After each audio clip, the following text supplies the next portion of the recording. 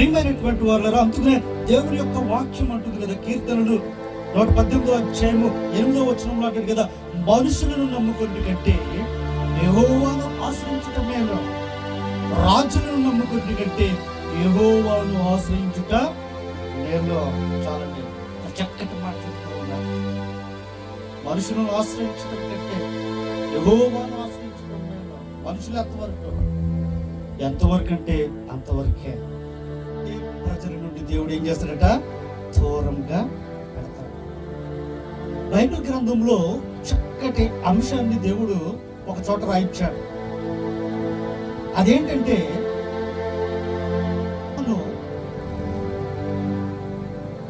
యాకోబు యొక్క వారి మధ్యలో జరిగినటువంటి ఒక సంఘటనలో బైబిల్ గ్రంథంలో దేవుడు మన కొరకు రాయించినటువంటి ఒక అంశాన్ని కానీ మనము జ్ఞాపకం చేసుకుంటే, మనుషులు మన తోడు ఎంతవరకు ఉంటారు, దేవుడు మనతో ఎంతవరకు ఉంటాడు అనేటువంటి అంశము ఆ యొక్క సందర్భం నుండి మనము ధ్యానం చేయగలం. ఎవరైతే నా వారు, నా జనాంగము, నా పట్టణము, నా గ్రామము అనుకుంటామో వారు మనతో ఉంటారా? మనతో ఉంటారండి? ఉండరు.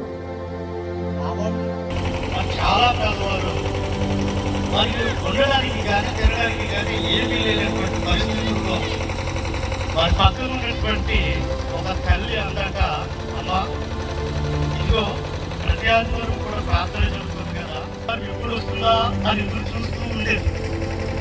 ఆదివారం రానే వచ్చింది. అందరికన్నా ముందుగా మందిరానికి వెళ్ళింది. అక్కడ ఉన్నటువంటి చేపలు కానీ కుర్చీలు కానీ అన్నీ సత్తుంది. అంతేకాదు అక్కడ ఉన్నటువంటి ప్రతి పరిచర్యలు కూడా ఆ తల్లి